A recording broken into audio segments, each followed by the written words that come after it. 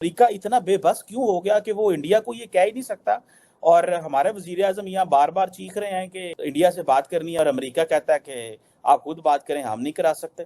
अभी मैं देख रहा था कि US state department spokesperson है मैथ्यू मिलर, उन्होंने कहा है जी कि हम अर्ज करते हैं भारत और पाकिस्तान के कि वो डायरेक्टली बात करें। मिसाल के तौर पे अगर 10 पाकिस्तानी दुबई वगैरह जाके काम करते हैं, they are working as labour force, और इंडिया से अगर डॉक्टर्स और इंजीनियर्स जा रहे हैं तो रेमिटेंसेस बहुत ज्यादा आ रहे हैं, इसलिए $100 बिलियन है इंडिया की।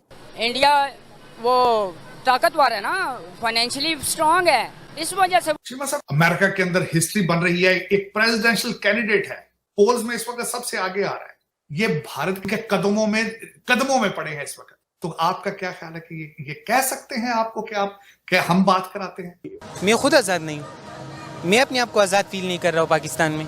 कैसे बताऊँ, मैं खुद आज़ाद नहीं फील कर रहा हूँ पाकिस्तान में। लोन के लिए जो IMF ने इंसिस्ट किया कि you first go and resolve the matter with China, that is the US using China's debt trap against China. और वो कंट्रीज जो चाइना से पैसे लेते हैं उनको भी सलाह दे रहा है। पाकिस्तान की कैबिनेट के अंदर एक तो कोई वो कहते हैं कोहेरेंट कोहेसिव सोच नहीं होती। कल परसों मैंने खबर यहां पड़ी है कि अजय बंगा साहब ने वर्ल्ड बैंक, उन्होंने क्या किया, आते ही सारे 5-6 के ऊपर सारे रिप्लेस करके अपने भारतीय निजात में रख ली। World bank is becoming an Indian bank. और मोदी साहब तो पता है आपको जादू की जप्फी डाल देते हैं, वो जाके वो किसी से भी जाके जप्फी डाल लेते हैं, and then that jhappi is basically sponsored and pushed by lot of power which is at home. नमस्कार दोस्तों और स्वागत है हमारे चैनल इंडिया स्पेशल में। दोस्तों आज के इस वीडियो में बात हो रही भारत की बढ़ती ताकत के बारे में। आज की तारीख में US दुनिया की सबसे पावरफुल कंट्री माना जाता है। दुनिया के छोटे मोटे देशों को अमेरिका किस तरह से दबाता है हम लोगों ने देखा है, और दुनिया के बाकी देशों को US ऑर्डर करता है, उनसे पूछता भी नहीं है। लेकिन जब बता भारत की आती है तो US के सुर बदले बदले लगते हैं। US भारत से ज्यादा सिर्फ रिक्वेस्ट करता है। इतना ही नहीं दोस्तों, हमने कई बार ऐसा देखा है कि US ने सिर्फ और सिर्फ भारत के लिए अपने कॉन्स्टिट्यूशन तक को बदला है। दोस्तों यानी कि बात बिल्कुल साफ है कि US भारत को किसी भी तरह से नाराज नहीं कर सकता। इसी तरह पूरी दुनिया देख रही है कि भारत कितना पावरफुल कंट्री बन चुका है। अब इस मुद्दे को लेकर पाकिस्तानी मीडिया में क्या चल रहा है, जानने के लिए वीडियो अंत तक देखो। धन्यवाद। तो आई हैव अ फीलिंग कि पाकिस्तान का एक करप्शन प्रॉब्लम है, दूसरा जो बैड गवर्नेंस का है, वो दोनों चीजें are part of the root of this. और तीसरी चीज ये है, क्या नाम है वो उसका, आपके इकोनॉमिक मिनिस्टर मिफ्ता इस्माइल साहब एक बार परवेज हुडबॉय के शो पर थे, तो वो कह रहे थे कि we don't have many skillful Pakistanis. So उससे ये हो रहा है कि मिसाल के तौर पे अगर 10 पाकिस्तानी दुबई वगैरह जाके काम करते हैं, they are working as labour force. तो so what he was trying to say is कि CPEC जैसा project to be successful you don't have that many well trained managers, engineers वगैरह। बिल्कुल ठीक। आपको क्या लगता है कि वाकई इसको रोकने के लिए कुछ लोगों ने, मतलब US के हवाले से भी बात होती है, IMF के हवाले से भी बात होती है, हिंदुस्तान का नाम भी लिया जाता है, दबे लफ्जों में UAE वगैरह का भी नाम दिया जाता है, लेकिन वो ओपनली नहीं है। आपको लगता है कि ऐसा था या ये हमारा इंटरनली हमारी नालायकियां और वो चीजें थी? देखिए सबसे बड़ा प्रॉब्लम आपका इज करप्शन। अमेरिका को क्या फर्क पड़ता अगर पाकिस्तान का डबल हो जाती इकोनॉमी तो भी। अगर आपका GDP 2016-17 से 4 गुना बढ़ गया, 3 गुना बढ़ गया, क्या नुकसान? It's not a threat, it's nothing. अगर आपका GDP डबल हो गया तो हमारे डिफेंस बजट से भी कम है अभी।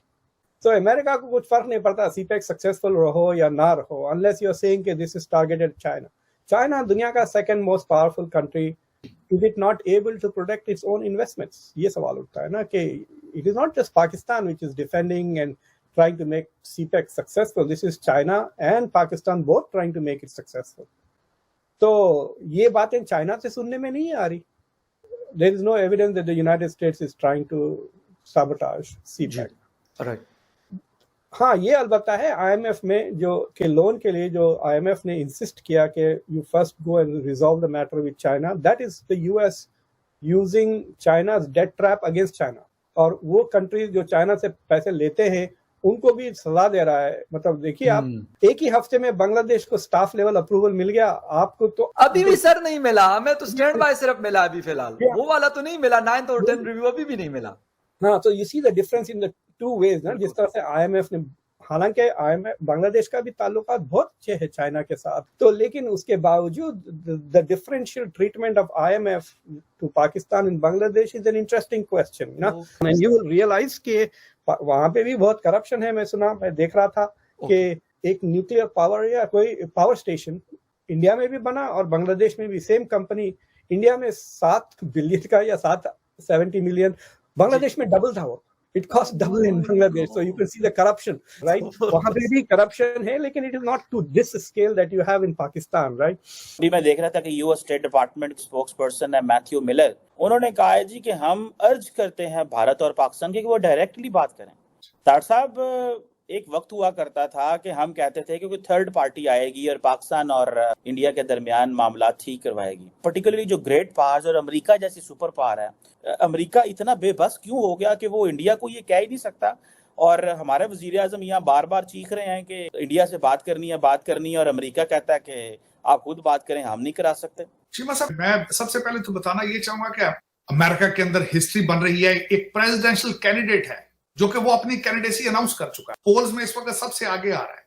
तो इन हालात में आप क्या समझते हैं कि ये आप भारत को, ये उनके कदमों में पड़े हैं इस वक्त। आपसे ये बात खुद भी अगर करेंगे अमेरिकन, तो भारत से इजाजत लेके करेंगे, ये इतने कमजोर हो चुके हैं। कल परसों मैंने खबर यहां पड़ी है कि अजय बंगा साहब ने वर्ल्ड बैंक, उन्होंने क्या किया, आते ही सारे 5-6 जो ऊपर सारे रिप्लेस करके अपने भारतीय निजात उन्हें रख लिया। World bank is becoming an Indian bank. उसमें आईएमएफ के अंदर ग्रिप इनकी भारतीय। इस वक्त 300 पॉलिसी रिलेटेड अपॉइंटमेंट्स हैं व्हाइट हाउस की। तो आपका क्या ख्याल है कि ये कह सकते हैं आपको कि आप क्या हम बात कराते हैं? कैमला हैरिस को छोड़ दें। मैं तो वॉशिंगटन डीसी में बैठा हूं चीमा साहब, मैं तो डेली बेसिस पे एक्सपोज होता हूं इंडियन इन्फ्लुएंस को वॉशिंगटन डीसी में। आप सोच नहीं सकते, मेरे लफ्ज ये कोड कर लें, अमेरिका बाप से बात करेगा, किसी से भी बात करेगा एशिया के अंदर, तो भारत से इजाजत लेके करेगा, उनको बता के नहीं, इजाजत। ये सिचुएशन। तो फिर आप ये बताएं कि आपको अमेरिका से, आपने भारत से बात करके करना भी क्या है? कि शहबाज शरीफ साहब ने अगले दिन स्टेटमेंट दी और खासकर इंग्लिश में उन्होंने स्पीच दी। मैंने उनकी बॉडी लैंग्वेज के साथ, सामने चाइनीज और वेस्टर्न मीडिया बैठा था, आर्मी चीफ साहब बैठे थे। सबसे बड़ी बात यह, शहबाज शरीफ साहब के घंटे रह गए प्राइम मिनिस्टरशिप है, नंबर 1। दूसरा मेरा पॉइंट यह है, आपका पोर्टफोलियो ही नहीं है भारत के साथ रिलेशनशिप डिस्कस करना। ये बात तो करनी चाहिए थी आर्मी चीफ साहब को, जो डिफेंस के जो इंचार्ज है डिफेंस के।